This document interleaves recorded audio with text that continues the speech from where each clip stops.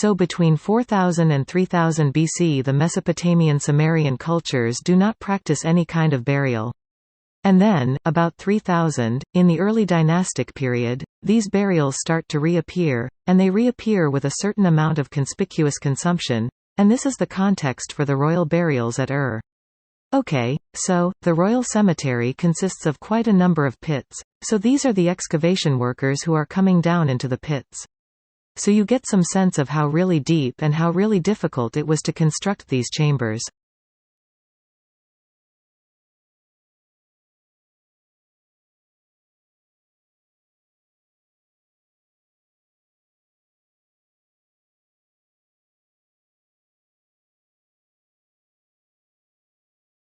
Spanish police say they've identified the driver of the van that mowed down crowds walking along Barcelona's main tourist street last Thursday, killing 13 people. They haven't named him, but he's understood to be Yunus Abu Yaqub, a 22-year-old born in Morocco. Police say he may have fled the country. A South African court has given permission for an online auction of rhino horns, despite a global trade ban. The authorities had tried to stop the 3-day auction. There's a great demand for rhino horns in Vietnam and China, where they're used in traditional medicines. The South African government has confirmed that it granted diplomatic immunity to Zimbabwe's First Lady Grace Mugabe, enabling her to return home despite being accused of assaulting a model in Johannesburg. The government said it was imperative to maintain good relations with Zimbabwe.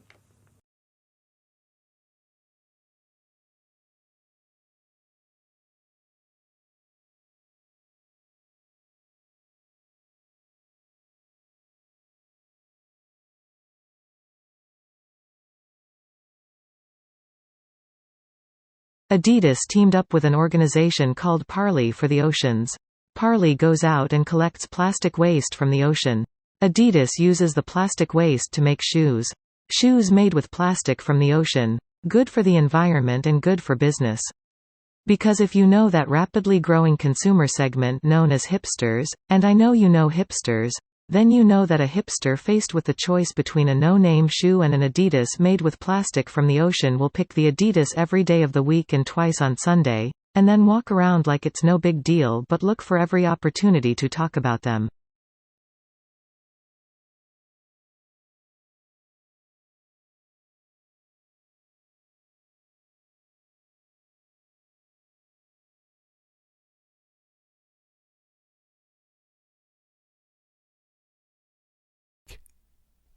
Working together, they figured out that if the government was going to propose some kinds of significant tax increases, which is a good strategy, require me to at least lie something like getting something for those big tax brackets, not seeing any results.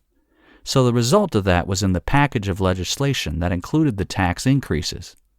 There was some awesome information to have significant expansion of coverage families where they can buy into their private insurance.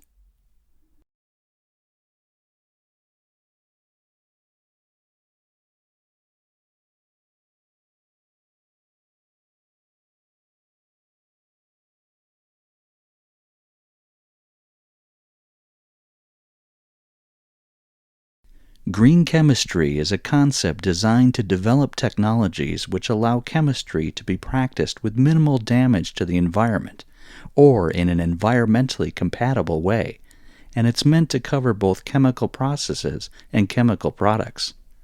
The center was set up about 7 or 8 years ago, and the idea was to provide a hub of activities that covered fundamental research work, international collaboration, but also educational development on public understanding of the project as well, and also networking, so we network out to well over 1,000 people around the globe.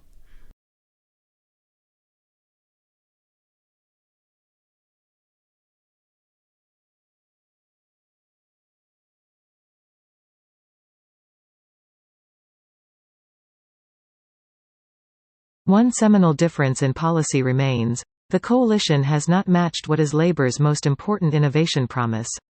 That is to bring together responsibilities for innovation, industry, science and research under one single federal minister.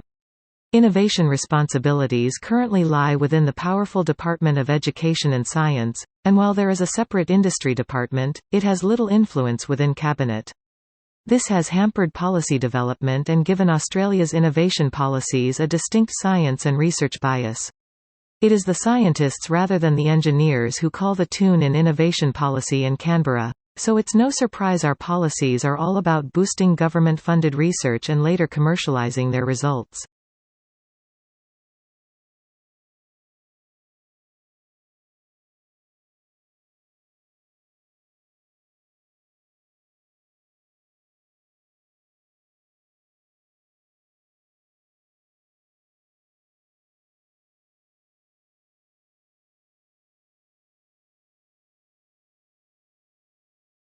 The earlier chocolate was quite unpalatable. They used to add things to it to make it more palatable, so for the early chocolate, they didn't know how to extract all the cocoa fat from it, so it was, or could be quite greasy, and if you made it as a drink you'd have this sort of scum on the top. So they used to try and add things to it, like starch and things, to make it a more palatable product. So there were a lot of scandals around the kind of things they were adding to chocolate in the 19th century.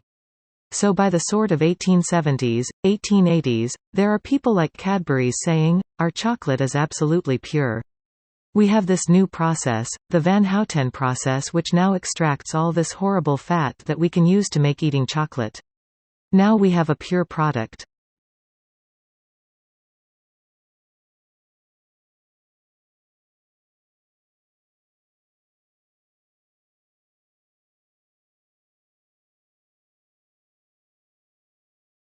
Giant exoplanets, like the so-called hot Jupiters, that are similar in characteristics to the Solar System's biggest planet and orbit very close to their host stars, are excellent targets for astronomers in their search for their extrasolar worlds. The size and proximity of these planets is easy to detect as they create a large decrease in brightness when passing in front of their parent stars.